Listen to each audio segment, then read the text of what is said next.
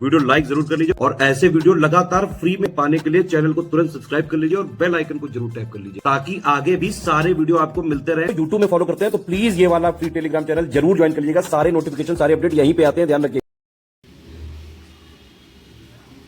नमस्कार दोस्तों, exam preparation के यूट्यूब चैनल पर मैं प्रियंका एक बार फिर से आप सभी का बहुत बहुत स्वागत करती हूँ। 50 मोस्ट इम्पॉर्टेंट टॉपिक की सीरीज़ हम देख रहे हैं यूपी पीसीएस प्रीलिम्स एग्ज़ाम के लिए, जिसमें आज का जो टॉपिक है भारत के संवैधानिक विकास में हम लोग जो भी इम्पॉर्टेंट एक्ट्स है 1773 से 1858 तक जो 3-4 एक्ट जो हर बार पूछे जाते हैं वो मैंने इंक्लूड किया है। इसके अलावा जितने भी जो एक्ट पारित किए गए थे वो अलग से मैं करा चुकी हूँ, तो आज मैं उनको डिस्कस करूँगी जो एग्ज़ाम टाइम में रिवीजन की आवश्यकता होती है। पहली बार विजिट कर रहे हैं चैनल पर, दोपहर 1 बजे क्लास आती है ये जीएस जिसमें कवर होता है, और जीएस से ही रिलेटेड मॉक टेस्ट आप रात को 9 बजे मेरे साथ सॉल्व कर सकते हैं। दोनों ही क्लासेस महत्वपूर्ण है, आप किसी भी एग्ज़ाम की प्रिपरेशन कर रहे हैं। इसके साथ ही अगर आप देख रहे हैं कैसे शॉर्ट नोट्स आपको दिख रहे हैं, तो ऐसे ही नोट्स और स्टडी मटेरियल पाने के लिए आप स्टडी फॉर सिविल सर्विसेज का कोर्स ज्वाइन कर सकते हैं।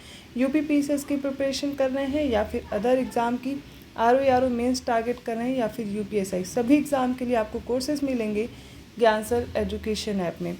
ऐप डाउनलोड कीजिए, स्टडी मटेरियल में आपको नोट्स मिलेंगे, उनकी क्लासेस मिलेंगी, तो शॉर्ट नोट्स के साथ आप क्लासेस के साथ अपने सब्जेक्ट पर अच्छी पकड़ बना सकते हैं और मॉक टेस्ट के साथ आप बेहतर ढंग से प्रैक्टिस भी कर पाएंगे। इसके लिए आप जो भी कोर्स ज्वाइन कर रहे हैं सबसे पहले आप उसके बारे में इन्फॉर्मेशन देख लीजिए। डिस्काउंट भी मिल रहा है, ज्ञान सर डिस्काउंट कूपन कोड है।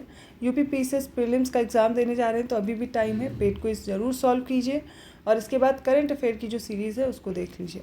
आगे बात करते हैं आरओ मेंस के लिए, तो आपको कंप्लीट बैच मिल जाएगा जिसमें आपको प्रैक्टिस के साथ साथ आंसर राइटिंग वगैरह भी सिखाई जाएगी, ठीक है। तो आप पीसीएस के लिए भी प्री प्लस मेंस का कोर्स ले सकते हैं और यूपीएसआई के जो बच्चे उनके लिए तो बहुत ही अच्छी न्यूज़ है कि आपको 49 रुपये में प्रैक्टिस सेट मिल रहा है, जिसको प्रैक्टिस करके आप अपने एग्ज़ाम को क्वालिफाई कर सकते हैं।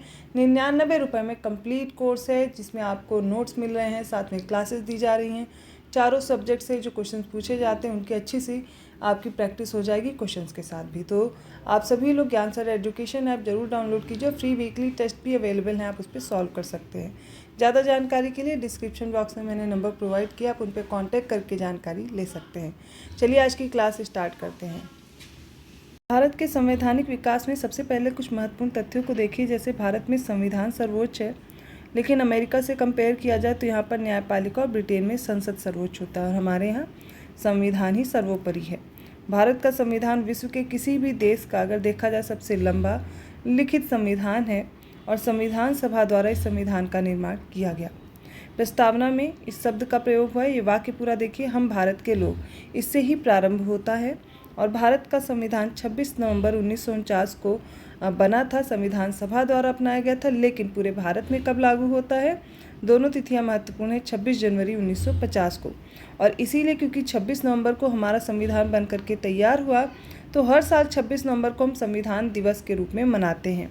1950 में बने संविधान की जो मूल प्रति है वो संसद भवन के दिल्ली में हीलियम से भरे केस में सुरक्षित करके रखा गया है।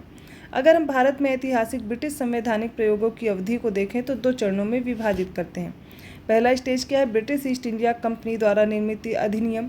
फिर क्या होता है? 1857 का रिवोल्ट होता है और ब्रिटिश ईस्ट इंडिया कंपनी को ख़त्म करके क्राउन अपने हाथ में ही पूरा शासन ले लेती है। तो दूसरा चरण होता है ब्रिटिश क्राउन का, जो 1858 से 1947 तक रहता है। तो 2 चरणों में हमें पढ़ना होता है, लेकिन आज हम उन्हीं एक्ट के बारे में डिस्कस करेंगे जिनसे प्रश्न बनने की संभावना सबसे ज़्यादा रहती है। जैसे आपके सामने सबसे पहले 1773 का रेगुलेटिंग एक्ट, जिसे हम विनियमन अधिनियम 1773 भी बोलते हैं।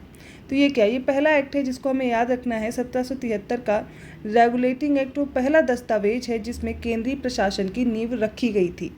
और इस अधिनियम के द्वारा बंगाल के जो गवर्नर जनरल हैं, तो बंगाल के गवर्नर को कौन सा पद दिया गया? बंगाल का गवर्नर जनरल पद से इसको बनाया गया।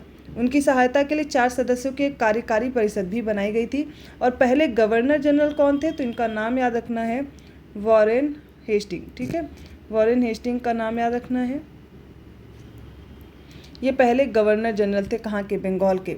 नेक्स्ट, इससे पहले जो 1833 का चार्टर एक्ट है, इससे पहले एक और एक्ट मैं डिस्कस करूँगी, 1813 का चार्टर एक्ट, जिसमें क्या हुआ था? ब्रिटिश का जो व्यापार का एकाधिकार था वो समाप्त किया गया। सिर्फ चाय और चीनियों के साथ जो व्यापार था उसको छोड़ करके सारे उनके एकाधिकार समाप्त किए गए थे। लेकिन जब 1833 का चार्टर एक्ट या सेंट हेलेना एक्ट आता है 1833 का, तो जो बंगाल का गवर्नर जनरल है अब इसको क्या बनाया जाएगा, भारत का गवर्नर जनरल, और उसका नाम क्या था, विलियम बेंटिक। तो फर्स्ट जो बंगाल के गवर्नर जनरल थे, ये मैंने ऐसे लिख दिया, ठीक है। इसके बाद इंडिया के पूरे भारत के गवर्नर जनरल, उनका नाम अगर देखेंगे तो कौन थे, विलियम बेंटिक थे, ठीक है। इस तरीके से आप एक जगह लिख भी लीजिएगा, यहाँ पर बहुत ज़्यादा कन्फ्यूज़न होती है। तो विलियम बेंटिक, और सबसे पहले कौन थे बंगाल के गवर्नर जनरल, वॉरेन हेस्टिंग्स, ठीक है। 1833 के चार्टर अधिनियम ने सिविल सेवकों के चयन के लिए खुली प्रतिस्पर्धा की एक प्रणाली शुरू करने का प्रयास किया था, और इसी एक्ट के द्वारा पूर्ण रूप से व्यापार पर जो एकाधिकार था ब्रिटिश ईस्ट इंडिया कंपनी का, वो पूरी तरह से समाप्त कर दिया गया, ठीक है। ये बातें आपको क्लियर होगी। फिर आता है 1858 का भारत सरकार अधिनियम। अब इसमें क्या इंपॉर्टेंट है, तो 1858 के भारत सरकार अधिनियम में क्या होता है, governor general of India Bharat का वायसराय बन जाता है। अभी तक हमने देखा पहला जो बंगाल का गवर्नर जनरल था वॉरेन हेस्टिंग था, फिर भारत का गवर्नर जनरल विलियम बेंटिक था, लेकिन भारत का पहला वायसराय कौन बनता है, तो कैनिंग बनता है, ठीक है। इंडिया का वायसराय तो कौन बना था, कैनिंग, ये भी याद रखना है। नेक्स्ट है भारत परिषद अधिनियम 1909। अब ये क्यों इंपॉर्टेंट है, ये देखिएगा। तो ये 1909 में मार्ले मिंटो सुधार के नाम से भी इसको हम जानते हैं, क्योंकि मार्ले भारत के तत्कालीन राज्य सचिव थे और मिंटो भारत के उस समय वायसराय थे, ठीक है।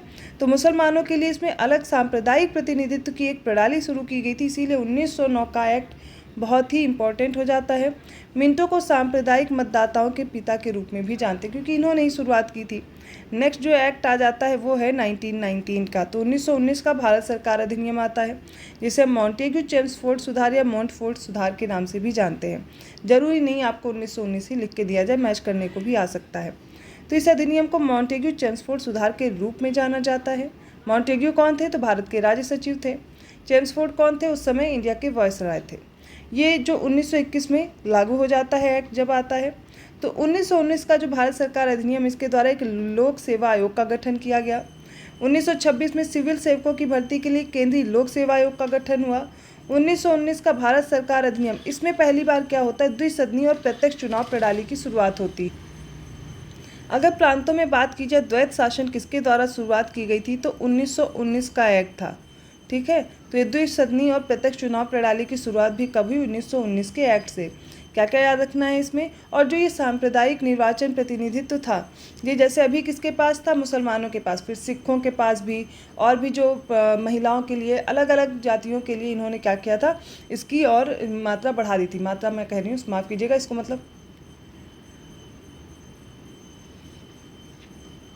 इसको और भी समुदाय के लिए बढ़ा दिया गया था, तो ये भी याद रखना है। नेक्स्ट आता है भारत शासन अधिनियम।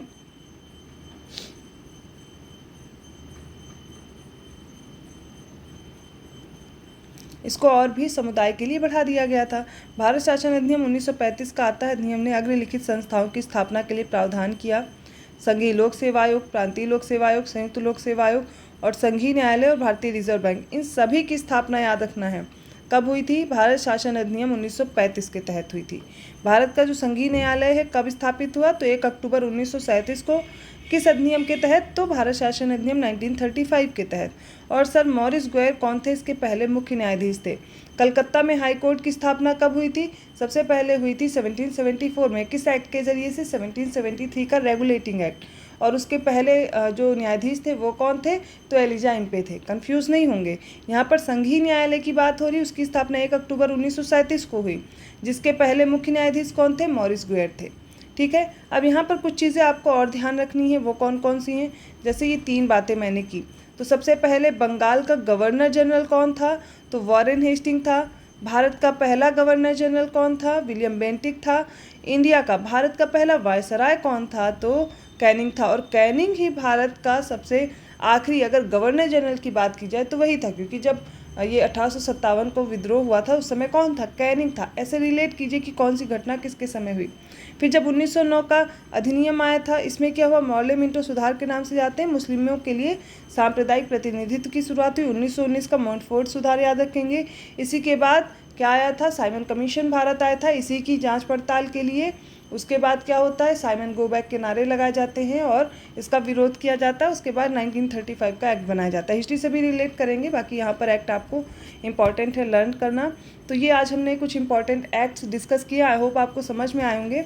और ये नंबर्स दिए गए हैं, अगर किसी भी पेड कोर्स की आपको जानकारी लेनी है तो वो इन नंबर्स पे मिल जाएगी। नंबर्स आपके सामने हैं और व्हाट्सएप मैसेज भी आप करके जानकारी ले सकते हैं। जो भी कोर्स आप परचेज़ करना चाहते हो उसकी पूरी इन्फॉर्मेशन लीजिए। नोट्स आपको, स्टडी मटेरियल एग्ज़ाम ओरिएंटेड मिल रहा है, मतलब आप जो भी एग्ज़ाम टारगेट कर रहे हैं उसी को एनालाइज करके उसके पेपर ड्रॉ किए गए हैं, जैसे कि वो ड्राफ्ट किए गए हैं, जिससे कि आप क्वेश्चन वैसे ही सॉल्व करें जैसे एग्ज़ाम में पूछे जाते हैं। ठीक है, तो ज़रूरी है एग्ज़ाम ओरिएंटेड कंटेंट और सिलेक्शन मटेरियल होना आपके पास। इसके लिए study for civil services best है। इसको ज्वाइन करके आप अपने एग्ज़ाम को क्वालिफाई कर सकते हैं। यूपीपीसीएस के लिए आप पेड क्विज ज़रूर लगा लीजिए। और बाकी एग्ज़ाम्स के लिए मैंने आपको बता दिया है क्या करना है। ज्ञान सर एजुकेशन ऐप डाउनलोड कर रहा है या फिर इन नंबर्स पे कांटेक्ट कीजिए। मैं मिलती हूँ ऐसे इंपॉर्टेंट टॉपिक के साथ अगली क्लास में। तब तक के लिए धन्यवाद।